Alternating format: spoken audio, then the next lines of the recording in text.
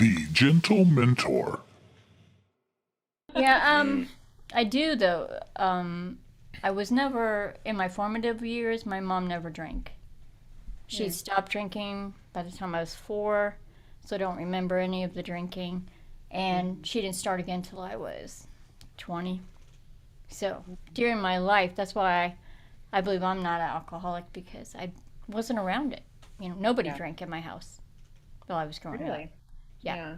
I mean, her mom didn't start really getting down drunk until they divorced. Until they divorced. Until she divorced. And then her she dad. found out everything that had happened, and that made her drink because she couldn't really live with it.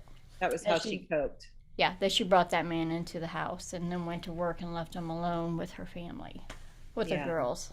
And so, trying to get over that in her head and cope with it. Because then it feels like, well, obviously she probably blamed herself. She did. Yeah. Yeah. I was trying to think while you guys were talking, there was a couple other things that I remembered about my dad that I try to resist because I can feel it in me as well. And now I can't remember what they were, but it made me curious. Hey, remember that night Zach was on the podcast? Yes. I had one of those. In fact, that's how I described it to Andy. That's what I told him about the COVID. I'm like, I don't know if it's just COVID or if it's me, but like I've been living with my dad for the last 3 or 4 days. Oh, he really? keeps showing up and yelling at my people around me, and I'm going, Dad, where'd you? I thought you were dead. Why are you yelling at them? What are you talking about? It was the political thing. My dad was very, the political thing was, in fact, I truly believe that my dad believed that if you were a Democrat, you're not going to heaven. I mean, literally to that much extent. You think they are? What about dogs? Do you think dogs go to heaven? I think there's hope for What everyone. about babies? Yeah. I think there's hope for everyone. What about baby dogs? What about baby Democrat dogs? Puppies. Puppies are all puppy Democrats. Puppies are all that's in it. I don't care if they're Democrats or not. Puppies are going to heaven. Puppies go to heaven. But that's one of the things that I think I resist when people start talking about that. It's like you deserve to have your own opinion, your own beliefs. You deserve to have that. You don't deserve to have me trying to make you change it, unless of course they're wrong. Then I will. But that's one of the things that I try to avoid too. And I try to, I've got a split family. Our family is split between Republican and Democrat, and I have conversations with our daughter, and she's entitled to her views and her conversations or her beliefs, and I respect those. I try to understand them, but I don't try to sit there and tell her, no, you have to believe in this and you have to be a Trump fan because those Democrats are all this and they're all liars, and there's this, and that's not true. And I don't want to be that. So that's one of those things that I've tried to resist. Yeah, my dad was that way. The best thing for political views, I believe, honestly, is like life experience and maturity. I think it'll bring you to where you need to be, and there's no point. But see, my dad was in his 50s and 60s, and he would come to me and he would say, "I don't know, people don't like me. I don't know why they don't like me." I'm like, I have an idea. Have you thought about letting them have their own opinion about politics stuff, and you be okay with that? And he couldn't stand that. So that brings me to, I wonder. And I would love to poll my children, now that I'm thinking about this, I would love to poll my children. What are some qualities you see in me that you want to resist later on in life? And I'm wondering if that would be helpful. I'm thinking these things in my mind. I'm just thinking this through. Would that be helpful to me? Would that be helpful to them? You're going to ask her? Deborah's on it. Deborah's on. Well, I could tell you what our children would say. Oh, I can tell you what our children would say. Definitely, there's things they're going to try to avoid. Like the holding everything in and then exploding, because communication is, I can't quite say it. But anyway. Important? Yeah. Communication is, I can't think of the word. Bottling everything up, thinking you're going to be okay. Just keep it in until you can get by yourself. And then exploding. They don't want to do that, but it, Was that a fart? No. Oh, that was me making that sound. Talking about exploding? Sweaty balls. I know anything that has anything to do with politics is bad. It just is. It makes everybody And feel why? That's so uncomfortable sad. and We so should greasy. be able to conversate and challenge one Because another. without because being we've been taught subjective. for the Yes. last 4 to 8 years that we just can't. That like if somebody disagrees with I you, disagree. I just don't. the with only that the only thing. response for someone who disagrees with you is annihilation. We do not tolerate people with other. Exactly what Mark was just talking about, like his dad saying. Well, why don't people like me? Well, you won't allow them to have their own opinion. I thought of one of my hip hop songs that I wrote, which is about this exact conversation with my dad. It was about a huge fight we had because he kept coming at me with this, you can't be a Christian and a Trump supporter. And sending me articles. Well, look, this person says you can't even go into heaven if you believe it.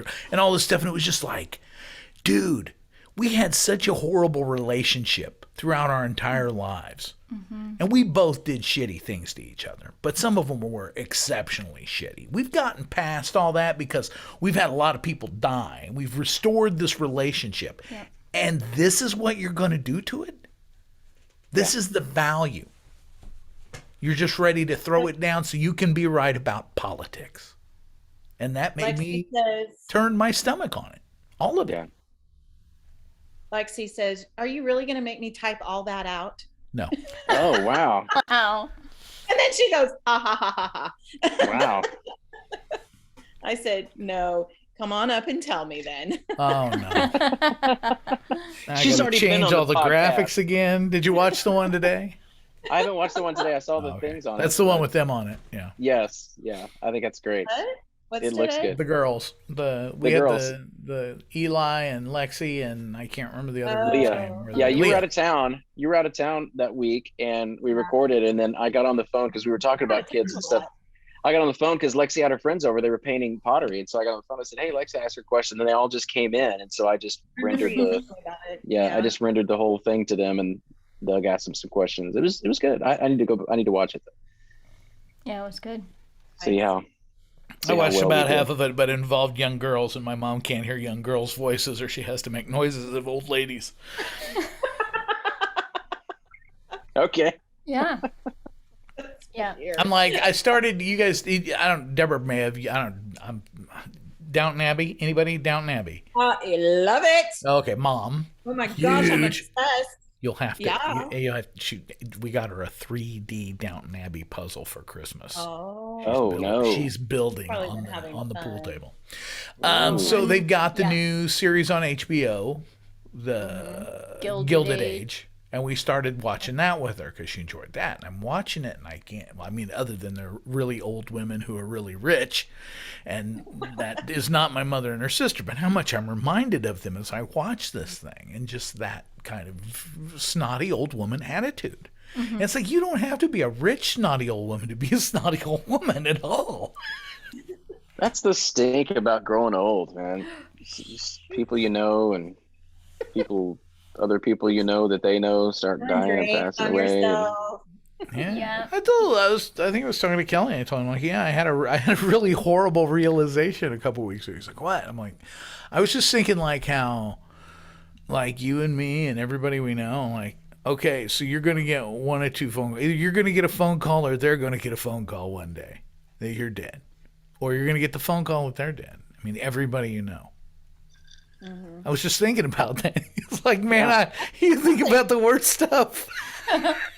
It's like, here, this is one of the things you could say that I'm like my mother about, the dark frame of mind. Yes.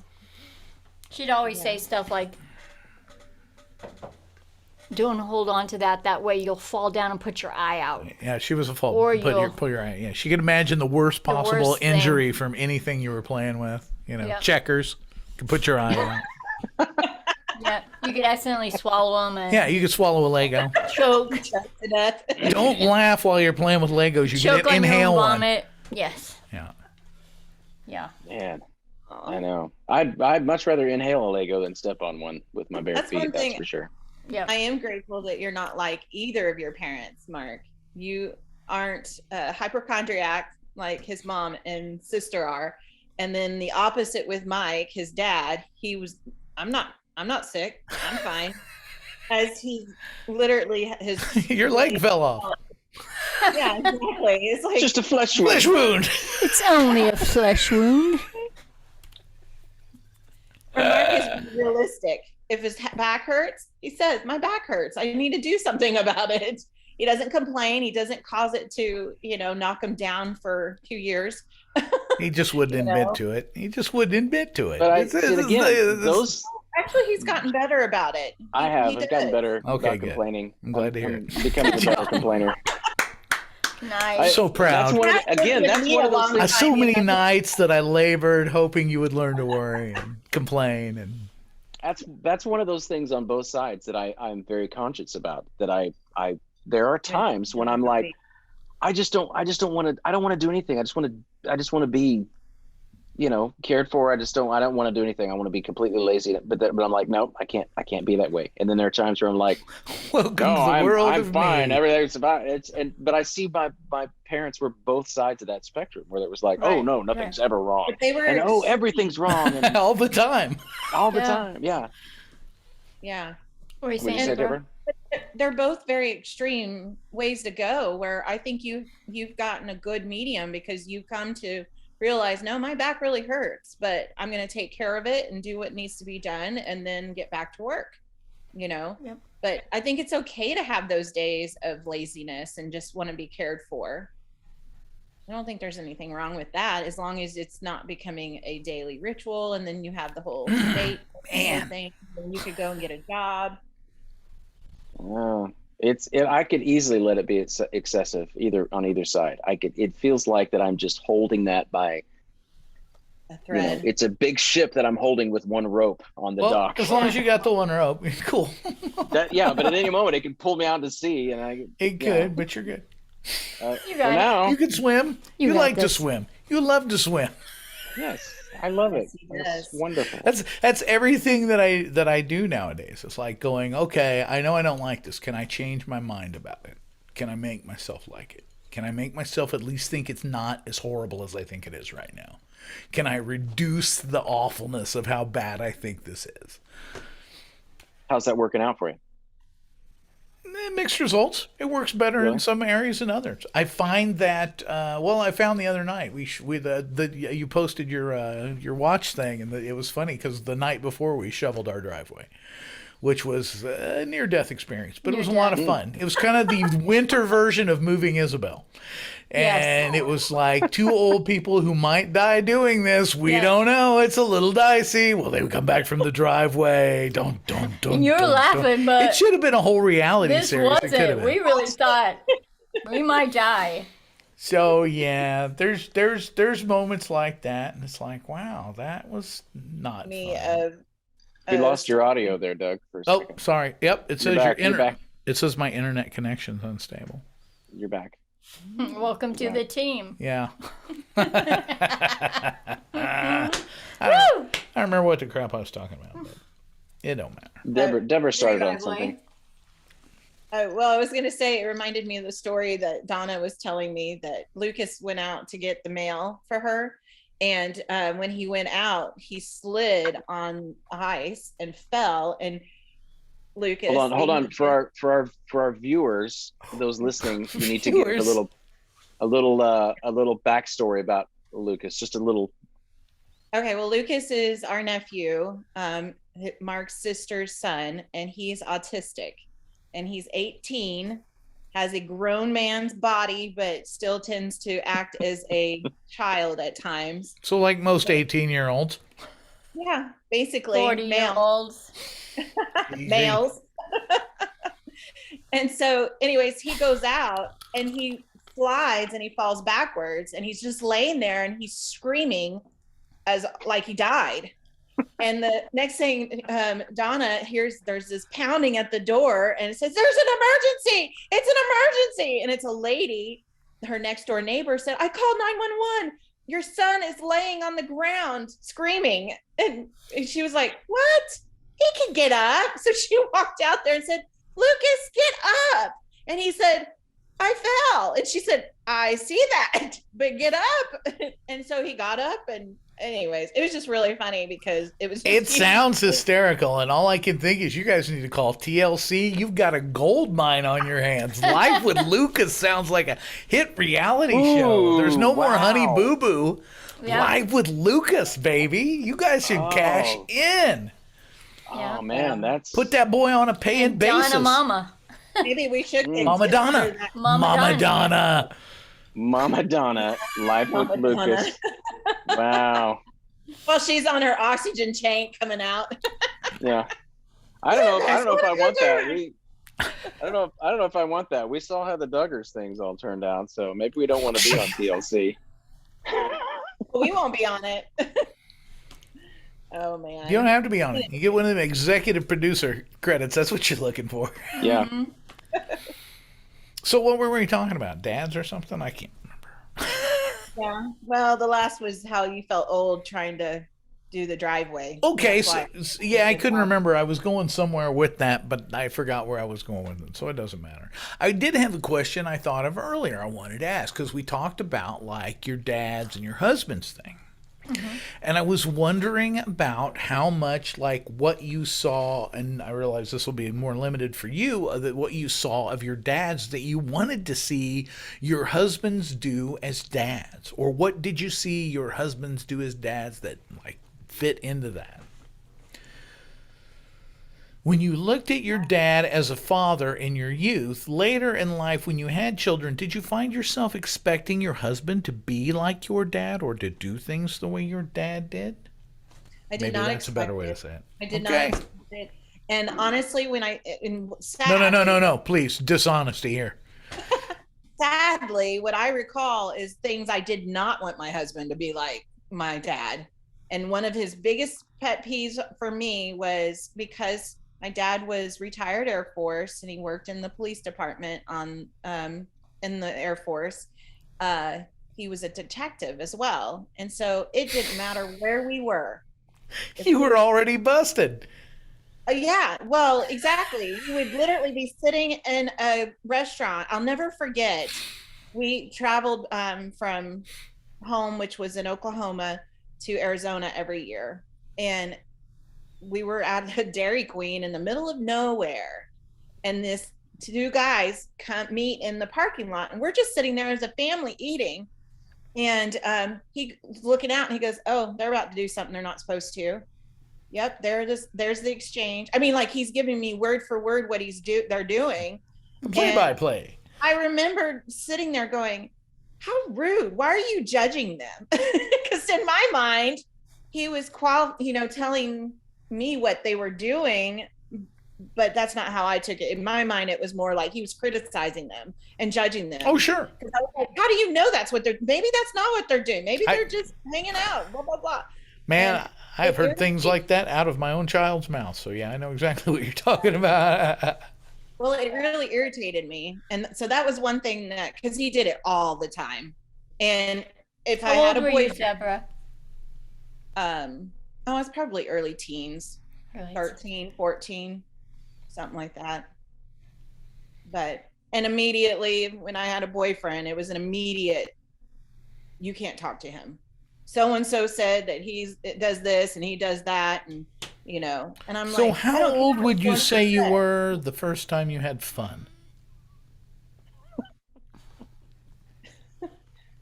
I'm sorry. I love you. I love your dad. You know I love your dad. No, I'm just thinking your dad was military, police, and a pastor. Like, man, there was just no hope, was there? Yeah. The only way you were going to have fun was getting in trouble. Oh yeah. Yeah. And I did. I got in a whole lot of trouble. But was he right about the boy? Probably. He was. Yeah. That was my best sucks. Home Alone face. Did that Really sucks. that work for you? Yeah. That was good. Okay. It's funny though, Deborah, that you mentioned that because that's a quality in you that I noticed that you have acquired from I your hate dad. it. Which one? I hate it. No. It's funny that you hate it, but I find it Doing very deals useful. in a parking lot at Dairy Queen? noticing there are deals to be done. Oh, wow. Yeah. But that's a quality that I've come to rely on because I don't have that. I guess I have more of a naive sense of people where I'm just like, I always put people in I'm a trust you. I don't care who you are until you prove that I could be distrusted. But you you are more of that. Okay, hold on a second. I need to watch this person for a little bit, figure out. Discernment. Yeah, a little bit more Discernment. discernment. Thank you. That's what it is. That's what it is. I do have And that. so that's something that I've come to rely on when we're together, is that, you know, I can kind of rely on your point of view of going, there's something about that guy. And I'm like, really? Okay, I'll check it out. Sure enough, she was right. There's something about that person that didn't check out. And you're right. There have been situations that have occurred over time that I'm like, but I still try and give them a chance. So I guess I am trying to be different than my parents. That's what I love about her, because she's such an absolute gullible, like, babe in the woods. Okay. There's Right? if she red flags somebody, to me, that's a heavy red flag. Because she doesn't don't red flag everybody like I do. So like, if she walks by somebody and goes, ooh, he gives me the creeps, I'm like, take note, everybody. Yeah. Of course, then I also have this other where I want to see a mystery or something bad in everything. So like the mailman was standing across the street from our house in Moberly, and he's looking at that big old building that's always been there. Just looking around, and I see a mailman acting crazy, and I'm thinking, oh, he's probably got a gun. He's going to go back in the mail into the post office and shoot people. And so I go in the kitchen, grab a cup of coffee, because it's freezing cold outside, and I take it to him. And he goes, oh, you took it to him. Thank you so much for bringing me a cup of coffee. I thought you were going to say, I got my coffee and I stood at the window to watch it. Well, I did, but I gave him a cup too. To. Come on. And so, you know, he wasn't about to go ballistic in the post office. There were some kids playing around that building, breaking glass, and so he was watching it. But in my mind, horrible things were happening. He's about to shoot everybody in the post office. So when you see a terrorist, offer him coffee. Yes. That's what I was going to say. So you just found yourself wanting to be a part of it? Because why would you take him coffee? You need a spotter? I thought maybe I could diffuse the situation with a really great cup of coffee. Yeah. Depends. It would have to be really great. And it's not coming out. Of course, we were doing that. That's what Sheldon does. Sheldon always offers you a warm beverage in your time of trouble. Sheldon who? Cooper. Sheldon Cooper. Duh. Big Bang Theory? No? You guys watch Big Bang Theory? You guys hear me? Yeah. We can hear you. Yeah. You got quieter, but I can still hear you. No. Get closer. Mine doesn't light up like y'all's do. Yours is where I'm at. Yours is lit up all the time. Oh. What's lit up? What are we talking about? The square round. It lights up when you talk, whoever the active speaker is. Yeah, it doesn't light up your own square. It only lights up the other people. Oh, okay. Man, she was trying to get the high score this whole time. There's no points in this. Where's the Candy Crush? Come on. Come on, somebody. You all know I would be the one that would win for talking. I was thinking, because you had the inimitable Charles as a father, and I'm thinking that's a pretty high standard for fatherhood. Yep. I had guy who went away at 4, guy who showed up a couple years later and basically did everything bad. So when it came to fathering for me, I felt like I had a blank slate, and I still managed to blow it. I felt like Mark had all the pressure on him, and he still did really well with it. So that's where the question was from. Is like that was the intent. I don't know if I made the question clear. It didn't seem like I did. I had trouble. You with did the not. question the other day. I do not. I disagree. You did not blow it as a father. Yeah, I don't think you did either. And it takes someone outside of your own family to see that, I think. Okay, because there are things that I didn't do as well as I'd hoped. How about that? Yeah. I don't think anybody does. Yeah. My mom's apologized to me because she thought, she's like, I see how you are with your kids, and I wish I had done those things with my kids, with you guys. And I'm like, seriously, there's things I wish I had done different with Lexi. And I'm trying to do different with Brighton, because we do have that gap. So we're able to change some of those things, the age gap with our kids, that is. Yeah. But ultimately, I mean, everybody feels like they failed in some sense. Oh, sure. Yeah. Yeah. And that was something that my dad, I dealt with all the time with my dad, especially in his later years when he lived with us. And it was He was very constantly, he would sit down and have just the most regretful things to say. And I'm like, Dad, I don't care. We're going on, we're moving on. We're going to the future. We're doing things. We're moving on. We're moving past this. So yeah, we'll all have those regrets. And I think we do. We don't ever, get to be the type of quality of father we wish we had. We'll always look back and go, I wish I'd done that. I look back now and things like, I wish I need to do more of this. And there's a couple things in my life where I'm like, I've got to do more of this. I've only got so much time left. There's only so many weekends left, and I've got to do this. More of that. Do you have to go right now? What time is it? Honey mustard. Honey mustard. Honey mustard. What's that? I was thinking of. There's a Those were commercial about. Those were not the daddy responsibilities I was thinking of. No, there's a commercial where they're talking about people, daddy baby. people using their code words for whoopee time. And it's funny because the first one was laundry, which was always ours. We got to go do laundry. And then laundry, and then one was doing your taxes, and then the other one was just honey mustard. Was their code word, honey mustard. And she goes, gotta go. And they race out of the room. There's just wrestling. And the last one is an old Jewish couple, and she goes, "You want to do it?" And he goes, "Yeah." I love Jackie. Did you hear? Because I can't remember what you just said, but it reminded me of something. Wrestling? Oh, but I said it was wrestling. Wrestling is our code word. Yes. Isabel came down one time. We had no idea she was there. Oh, no. Oh, this is good. Come on. Yes. No. Bring it. Where's the mute button? Anyway. You got a mute button in here? Anyway. We didn't notice until we heard the door close. Leading back upstairs. We're like, uh-oh, there was a child down here. Of course, she was the only child, so it was her. And so going upstairs, and he goes, we were just wrestling. She goes, don't you hurt my mom. It's really funny you bring that up because two things. No, it wasn't. A story that Mark and I have is when Lexi was, 3? This is involving an apron. When we lived there in Moberly, and her door was attached to our door into our bedrooms. Uh-huh.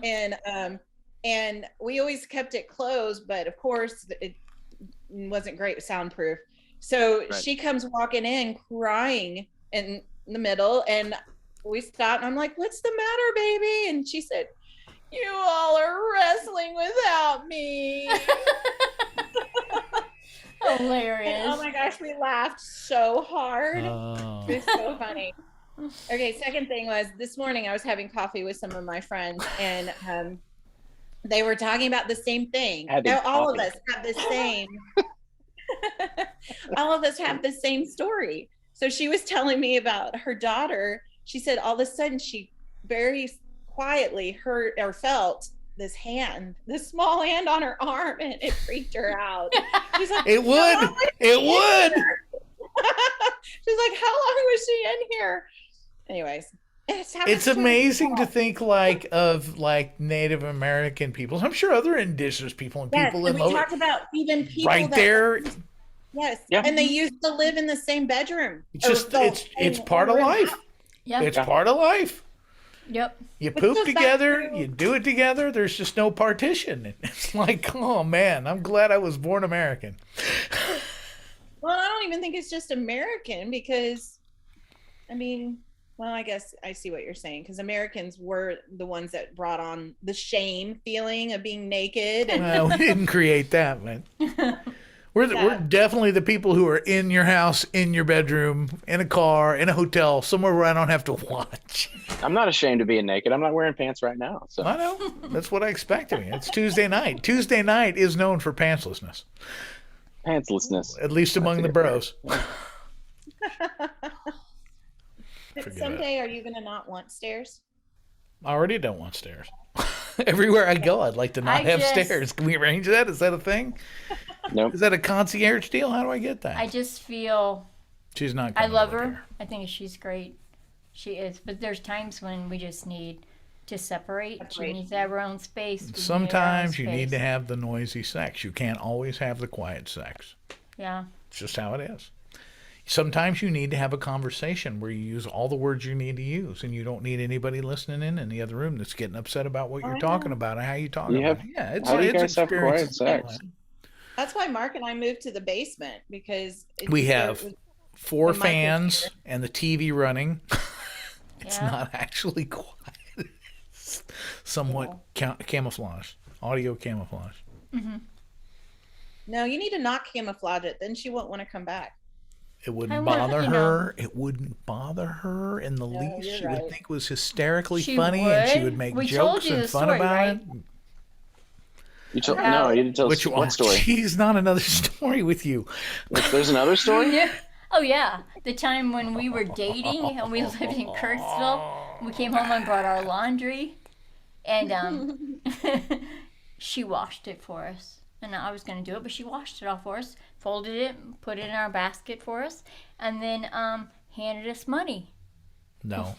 See, you're not even to tell the story right. You're too drunk to even tell the story. This right. I'm not trying, but We went all the way home. We put the laundry in the house. We went to unpack it in top of the basket. Tasket. Who's drunk? In the tasket, tasket, there's laundry in the basket. Also in the basket, a condom with a $20 bill in it. Yeah. In She found a She- condom in our dirty laundry, and she was going to give us money, but to be funny, she put it in the dirty condom In the and stuck it in condom. the laundry. the dirty condom. Yes. I thought she handed it to us, but you know. No. Yeah. Cut that out. Did we talk about fatherhood? We were supposed to talk about We did. fatherhood. We talked about Okay, fatherhood. Cool. We talked I about couldn't it. remember. I'm trying to. They I'm said trying to that find some food. Is that I like heard your it father? Dementia? oh man, that's a gift that keeps on giving. I'm waiting for that. Dementia. Yeah, I can't wait for dementia.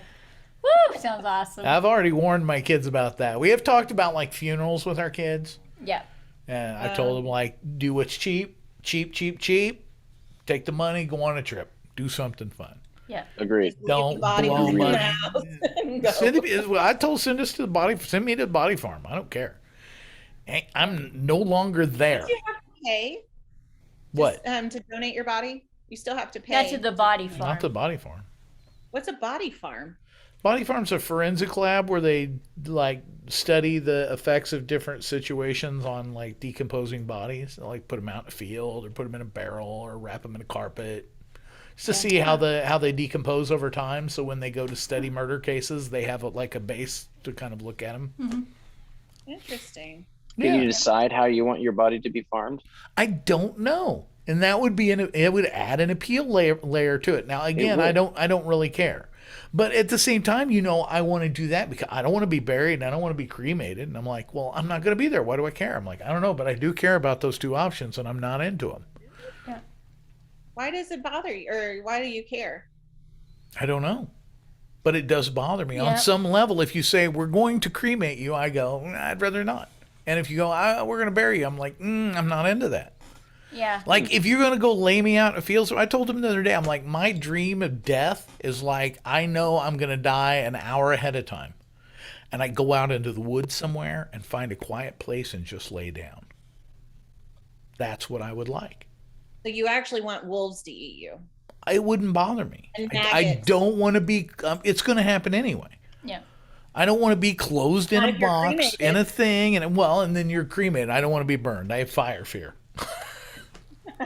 You'll be dead. It won't matter. I know. Isn't that weird? That's what I'm saying. I'm not saying like this is what you should do. I'm saying, isn't it weird that like on one level I don't care at all, and then on another level, if I put something in front of myself like cremation or burial, suddenly I care, and I'm like, well, Yeah. I don't want to do that. We're just gonna have a taxidermied, put him in the seat next to I me. offered that. I said you could taxidermy me. I'd be down That's with that. expensive, though. That's expensive. Put me in a chair with a That's remote. all right. The dog can't sit on his lap. That'll be great. You don't listen to me anyway, so it doesn't matter Doesn't that I'm matter. not talking. Yeah. This can is set what him you've here on always wanted. Tuesdays. I love Dad, but he talks so much. On Tuesdays, just sit him Not here. anymore. You can talk to him. The Gentlementor.